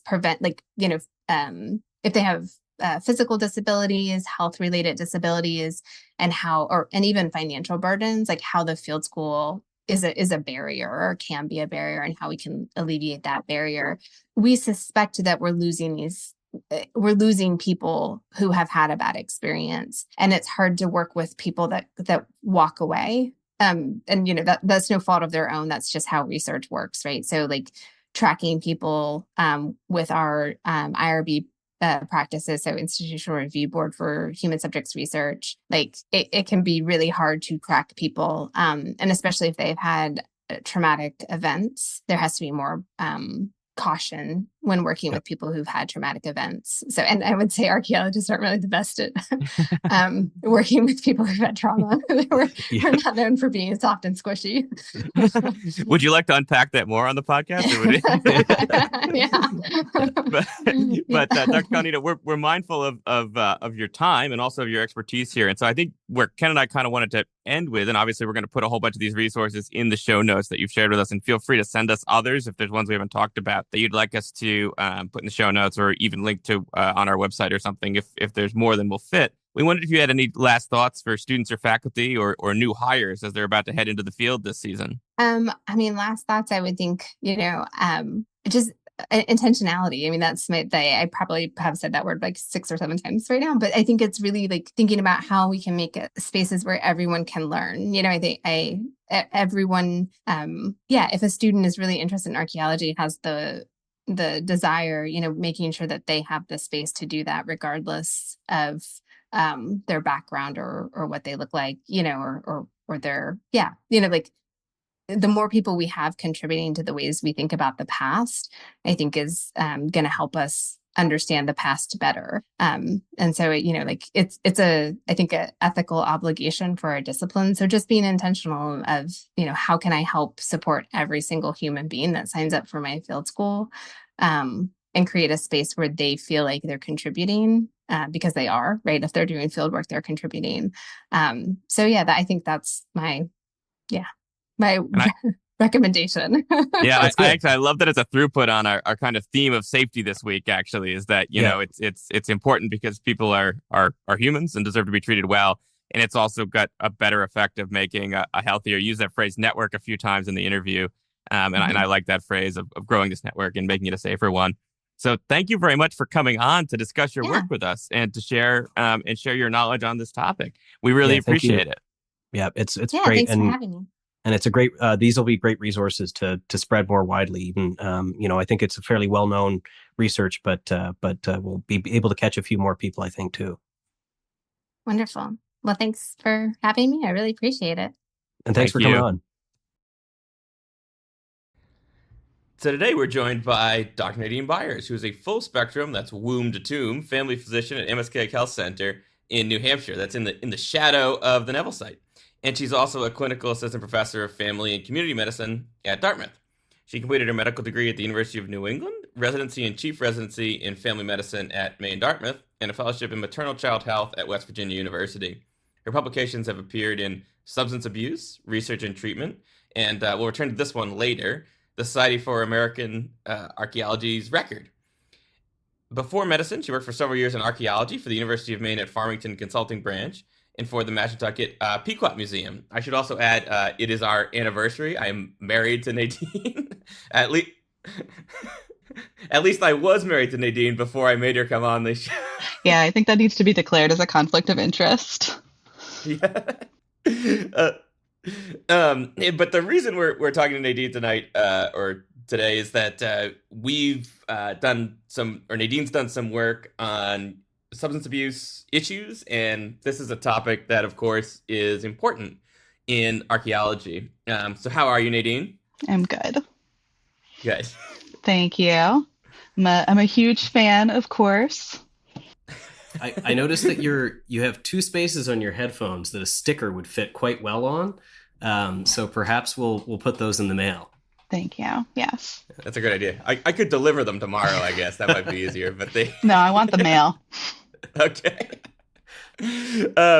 So one of your, you've got some insights about lessons from travel medicine that might be relevant for archaeological fieldwork. And we've discussed this some, and we talked about it a bit in the paper we did for TSAR. And so Ken and I were wondering if you could just share some of that sort of general advice. Yes. And I do want to say I don't have any kind of expertise in travel medicine. I've done a course in it because it's interesting. But travel medicine is actually pretty easy because it's just like regular medicine. You're just in a different place.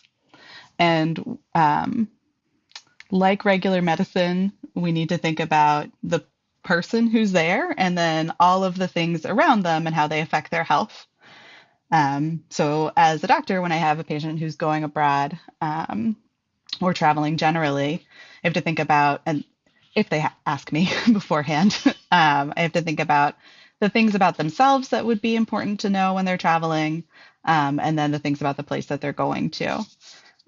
So for the individual, when they're traveling, which includes traveling for work, although we tend to think of it more, people tend to think of it more when they're going on vacation. But for traveling, you need to think about, if you do have any medical conditions, having all your medications, having an emergency plan. So like what do you do if you have a severe health problem that could decompensate quickly?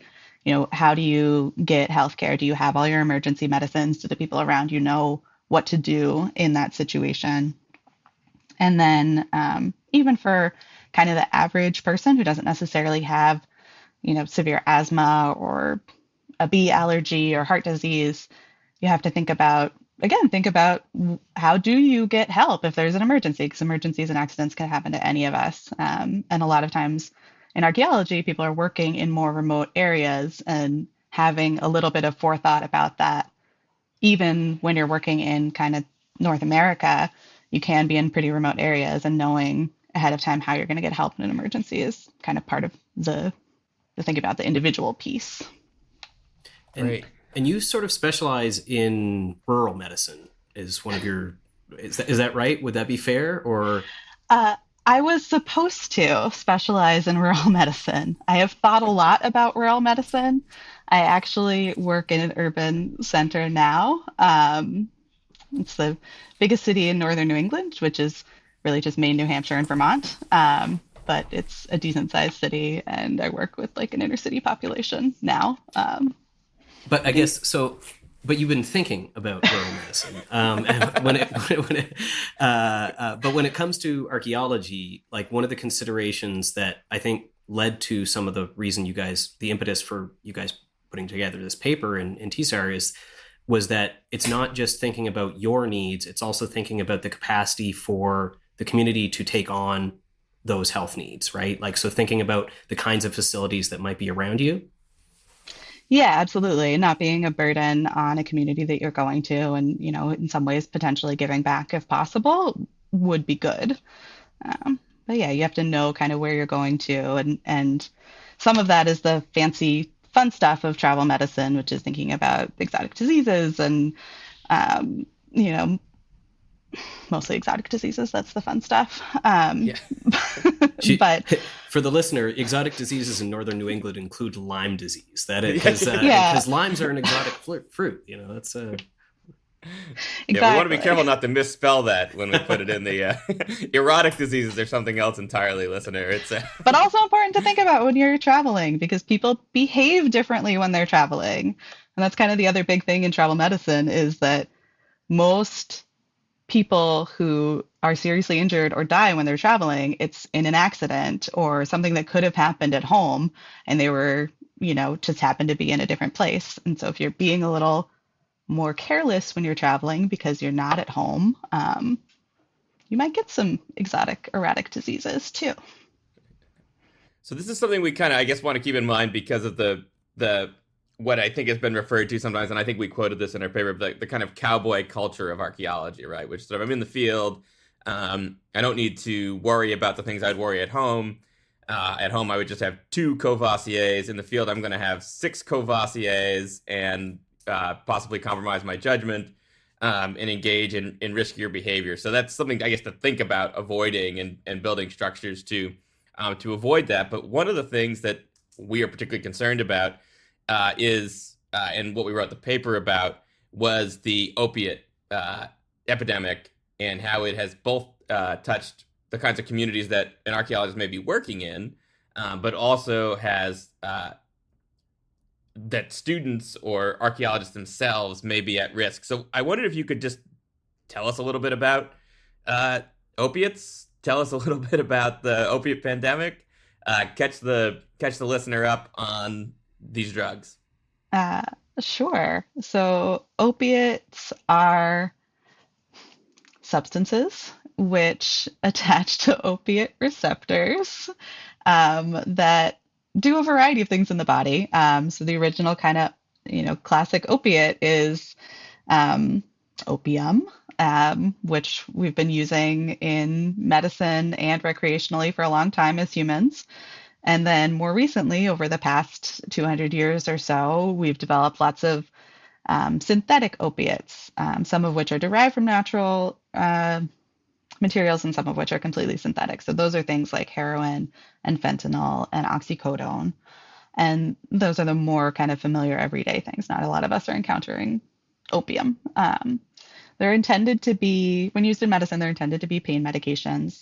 They can also sometimes be used as sedatives, so they make you sleepy. But they're very addictive. So about 1 in 4 people who tries an opiate medication or substance recreationally will become addicted. And that's probably, and partly the people who are going ahead and trying those things might be people are kind of pre-selected to be more likely to end up addicted to something because of other situations in their lives. But it still is a pretty terrifying statistic. And so why are these drugs dangerous? Oh, yeah. Part of it is because they're addictive, and so they can destroy people's lives, because addiction isn't just that you need a medication to get through your day. It's that the medication is kind of taken over your life. So you make poor choices. You do things like, steal from your family members, rob a drugstore, this kind of thing, to make it so you can get this substance that your mind now needs as well as your body. And part of it is that you can actually just overdose and die on them. Okay, yeah. And I actually have a question for both of you. And Gabe, this might be more directed to you. One of the things that struck me about this article is that you recognize that this isn't just like a socioeconomic issue. This isn't just like people who are down on their luck and looking for a fix. This is like impacting gainfully employed populations, fairly affluent populations, including, it sounds like, students. Yeah, so that was one of the statistics we looked at. Was we were trying to, and I guess we should say we're sort of building up to this. The point of the article is that you should keep a drug which helps with a opiate overdose in your first aid kit. We can talk more about that in a minute, but we're particularly worried about, because I do think that there's this perception, Nadine would know this better than I am, that of the sort of like heroin addict who is visibly a heroin addict, right? So you could recognize it, you could see it. It wouldn't be your friend. It wouldn't be the soccer mom down the street, but it actually could be. Yeah, absolutely. And that was what the statistics we saw suggested. And in particular, we were worried because students are at a sort of experimental time in their lives. And field school for students can be kind of an extra experimental time in their lives. And with some of those lessons from travel medicine, we looked at the risks and found that not just people in the communities, but students as well, were at some risk of taking these drugs, which are more accessible, I think, the literature suggested, than I kind of thought they were, that they're a little easier to get your hands on. Is that contained mostly in the States, though, or is that like a Canadian problem as well? Or is that, I guess, Nadine, you probably wouldn't have as much of a perspective on the Canadian case. No. But do you get the sense, Gabe, like as kind of cross-border, do you get the sense that it's easier in Canada or as easy in Canada to get a prescription for these things? I got the sense when we were looking at the literature that getting them recreationally was similar. I'm not sure about the prescribing practices, Yeah, and but the prescribing practices are not what they were in the United States either. There are certainly people who are overprescribing these as medications, but far more often people are getting things like fentanyl that are imported from usually Mexico or China that you're able to buy on the street. yeah. Um, and so the other risk I think that we wanted to identify when we were doing this was Nadine mentioned just this idea that we want to try to give back to communities. And so one of the concerns is not just that you might have, say, a student who overdoses on an opiate, but the idea that you might encounter someone from a community that you work in and therefore have some obligation to try to leave better than you found it, or to help and to not be a burden on.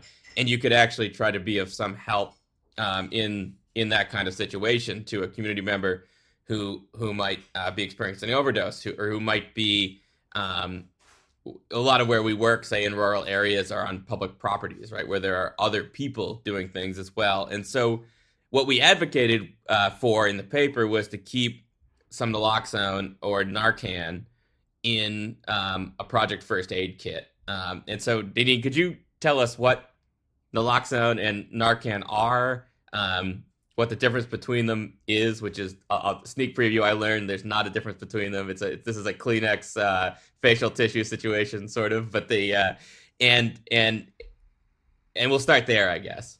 Yeah, so Narcan is just easier to say than naloxone, but it is kind of the major brand name of naloxone products. Naloxone is a medication. It has no recreational use that also binds to opiate receptors and produces no effect. So it binds to the same receptors as the opiate medication does and produces none of the same effects. So none of the same effects on pain, on the mind, even on the gut, things like that there are opiate receptors on. And because of the way it binds, we think of it as kind of being sticky. So it binds really, really well to opiate receptors, meaning that the opiates then can't come in and bind to them as well. So it's not that you're going back and forth between fentanyl and naloxone. Once the naloxone is there, fentanyl is not getting in. And so, and because it's something that you would administer after somebody like it's somebody who's overdosing, and you can administer naloxone. Presumably, it doesn't just disallow it; it kind of forces it off of those receptors. Is that sort of how it works when it's like being administered as a post? It doesn't force it. Medication? It doesn't force it off, but on that level, molecules are kind of constantly coming on and off of receptors. And so if something is really sticky like naloxone and it stays on the receptor, it just waits. I'm giving it more, sort of mental thinking than it actually would have, but it just waits until the fentanyl comes off, and then the naloxone grabs on and the fentanyl can't come back. Okay. And I do want to say, sorry, that was a misspeak. It can come back because naloxone has a pretty short life. So it doesn't stay there forever, but while it is there, it works very well at keeping the fentanyl off. Okay. And that's why if you administer it to someone who's overdosing, you still really need to call 911. Yes. You still need to get this person to a hospital. What you've done is you've bought some time, and the person should still really get this treated in a hospital. It's like an EpiPen kind of. It's like a lifeline thing where it'll get you out of the woods and to a hospital kind of thing. Yeah. And there are times where maybe your body has metabolized enough of the other substance that you'd be fine once the naloxone wears off. But there are also times where you absolutely would not be. Okay. And how is it administered? So Narcan, or kind of the commercially available kinds of naloxone, are newer. Naloxone, the medication itself, has been around for a longer time, but it used to be only you could only do it as an injection. So you could do it as an IV or as a subcutaneous injection, and that's not really something that the public can do. So what Narcan did that kind of made it the household name is that it's an intranasal medication. So if you've ever used a nasal spray of any kind, you can use Narcan. It comes in a little spray bottle with a nozzle. You put it in someone's nose and you squirt. It's very easy. Great. And it is available both in Canada and in the United States as an over-the-counter drug. Yes, we have learned that that is true. We have experimented in the States and have gotten it over the counter to prove it to ourselves, but also know that it is true in Canada. Yeah, that's right, listener. I didn't even have to performatively OD in a Rite Aid. You just ask and exchange money, and they hand you one. Well, so like I live in a city now, Lethbridge, that has a pretty serious, like there's a population here in the city that have a pretty serious drug problem. And there are a number of businesses downtown that have signs in their windows that we have Narcan on site. And then most of the pharmacies that are close to the downtown and some of them elsewhere say that we will distribute Narcan, basically, or Naloxone. So it is advertised, recognizing that the need is out there for the community here that is consuming those drugs. And if it's also easy to get a prescription, I think most primary care providers at this point, if you say for some reason, I need a prescription for naloxone, they're not going to say no. And they might ask questions, but if you don't want to answer them, they'll still give you the prescription because it's a life-saving medication and we're not holding it back from anybody. Okay. And so if, let's say, I had performatively pretended to OD in the Rite Aid, I was actually fine, somebody had shot my nose full of Narcan, what would have happened to me? You would have died. Oh, I'm saying if I wasn't actually ODing, but let's say it was something else. Yeah. Okay. You were performatively. Sorry. Entirely also, performatively. Yeah. I thought we wrote this paper together. Yeah. The listener will know that Nadine is cued into my co-author strategy, which is to just front load the expertise and then do a little copy editing and send it off. If you are not overdosing on opiates, also if you are, Narcan will do you no harm other than if you are someone who uses an opiate medication for pain chronically, it could put someone into withdrawal. So that's the only thing, the negative thing that Narcan can do is for someone who uses opiates regularly, it can precipitate withdrawal. Okay. Which is not deadly, but unpleasant. Yeah. Okay. And so I think we've probably answered this, but this is for both of you. Why should it be in an archaeological field kit? I think just to summarize, like what would be, how it would be helpful. And the other thing too is, I guess, if it is in your archaeological field kit, do you need to store it in a particular manner? Is it sensitive to heat, like that kind of thing? Like how do you ensure that you have Narcan with you and it's actually going to be useful when you need to use it?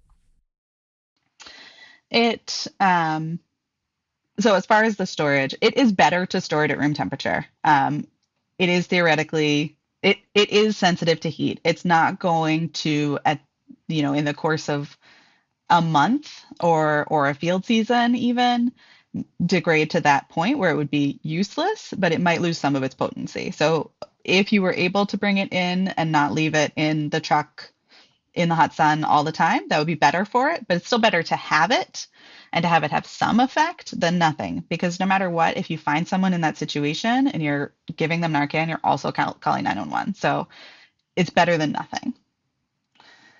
And then why it should be in the field kit, I don't know if you want to talk, Gabe, or want me to keep. So since you're actually sort of the expert on this, I think you should go ahead and field that one, I think.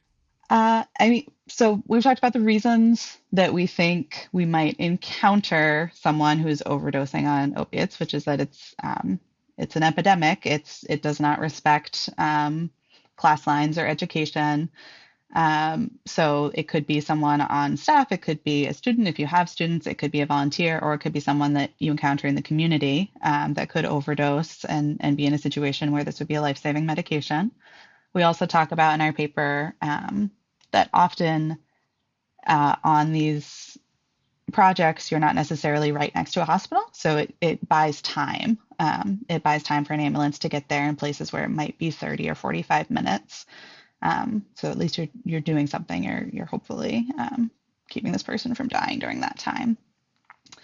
I think that we keep a lot of things in our first aid kits that we don't use and might never use. So if that's the argument against it, which I'm sure some people are thinking, like look in your first aid kit, there's probably some crazy stuff in there that you're never going to need. So this is maybe as likely. Does anybody actually use iodine when they're out in the, like as a first aid like cleaning solution? I assume not. I don't know. Yeah. Or the very strange sized band-aids. Those are always interesting. You know, it's at the end of the season, it's only the ones that cover your entire head. Yeah. The knuckle bandages that don't seem to really like actually attach to anything. Yeah, exactly. And this is, I mean, it's the size of a nasal spray. It's like, I don't know, the size of a lime. And so it can fit in kind of the big first aid kit that you would typically be taking in the field. Great. Yeah, I agree with all that. And I think just the other thing that we are worried about is, I mean, so one of the things I think that, and the reason we're even doing this episode is kind of in that sort of culture of safety thing, you know, is that we're trying to reflect more on that kind of travel medicine stuff that Nadine was talking at the beginning, where it's just, you know, the temptation to be in a new place and act in ways that you might not ordinarily, and therefore get yourself in a lot of trouble. Mixed. And then I think just to reiterate, I mean, when we were writing this paper, one of the things is like Down East Maine's actually a place Nadine and I both care a lot about, right? Nadine has worked down there doing various kinds of work. I work there. And it is feeling like you've got some obligation to try to make the community safer in general, not just your own folks who are out there. And And one more time before we go, the listener remembers that is the article is called "A Life-Saving Part of an Archaeologist's First Aid Kit, Naloxone," and it's in the November 2023 or Volume 23, Number 5 issue of the SAA Archaeological Record. That's right, and we would encourage you to check that out, and also to check out the instructions. Like they have a website, you know, that outlines how to use it, and there's, you know, all sorts of great information online about it too. Well, I think we are looking at a half-finished bottle of, this is where the listener pauses, Courvoisier. It is not an opiate, thank goodness. And thanks very much for coming on, Nadine, to tell us about this. Yeah, thanks for coming on, Nadine. Welcome. I feel like Gabe and I have been talking about this concern for a long time and making fieldwork and archaeology safer and sustainable in people's lives. So it's exciting. Yeah, and bringing you back into the archaeological fray after a few years away. Yes, indeed. Yeah. Out of retirement. Thanks very much, Nadine. Yeah, thanks, Nadine.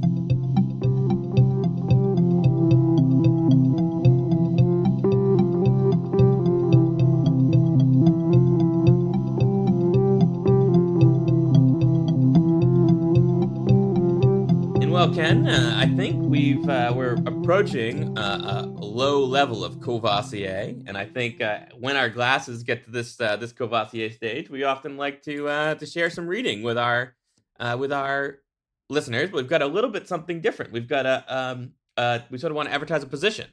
Yeah. So instead of a conventional hit pieces this week, we are highlighting position that is open. It's a research position of some kind.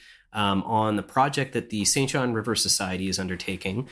And so the contact information for this position we will post in the show notes, but you would want to reach out to Sharon Cunningham, who is the current executive director of the St. John River Society, and she can be reached at bbwatch124@gmail.com. So that's BB, all one word, yeah. So bbwatch124@gmail.com.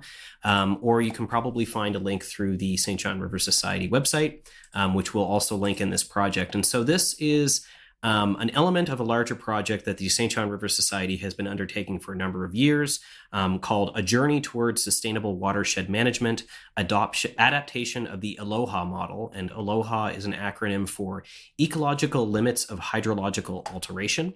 And essentially, the project is focused on a couple of key points. So relationships with the river were most commonly described in the context of recreation and aesthetics, benefits obtained from the river. It includes a mapping process, public and stakeholder concerns being brought in, and what the social benefits of the river are. And so it's kind of bringing in a number of different communities, stakeholder groups, and Indigenous communities to talk about conversations about protecting and preserving and sort of making more accessible the St. John River and its environs, or Wolostog.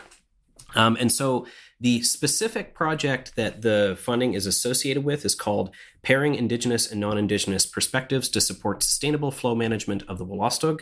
And phase 2 of the project is building on some of the stuff that was outlined in phase 1, which you can find on the website. The details of it are that basically the outline of phase 2 is that the individual will explore Wolostogwe priorities and relationships to flow and water quality, produce a comprehensive literature review of existing environmental flows published and gray literature to identify appropriate best practices, communication approaches, and knowledge generation and visualization tools, co-design watershed components and pathways to structure and co-develop the content of the final environmental flows framework, visualizing ecological, social, cultural connections from both Indigenous and non-Indigenous perspectives, bring perspectives together to integrate with information from phase 1 of the project, and finally to communicate project outputs among partners, core management teams, the project advisory board, and wider communities to steer the co-development process and maximize project communications. So there is a decent amount of funding for this project. I think they're hoping to see the position has been open for some time, so they're just looking for an individual who is interested in the history, in the river, Indigenous or non-Indigenous researchers, and making connections with Wolostogwe community members as well as resident communities, non-Indigenous community members as part of this project. And so once again, your contact for this project would be Sharon Cunningham, bbwatch124@gmail.com. I suspect there's also a St. John River Society email, and we will include that in the show notes as well. But if you are interested in this position, you can either reach out to us and we will put you in contact with Sharon, or you can reach out to Sharon directly. And Sharon is a lovely person and has been my fieldwork host at the Pleasant View Inn in Belle Isle Bay in southern New Brunswick there. So lives along the river herself. That's fantastic. And so I think, Ken, it's safe to say the listener can also consider that to be a bed and breakfast recommendation. Big time. Yes. Yeah. It's a lovely spot. It's and actually, if you're into history, I seem to remember her telling me that the original foundation was built in the 18th century. Cool. And it's one of these old style inns. It's right by where the ferry landing is. It's a boat launch still now, but beautiful spot and really beautiful area, that Belle Isle Bay area. So that's excellent. I haven't been, but I've heard Ken sing the establishment's praises. Exactly.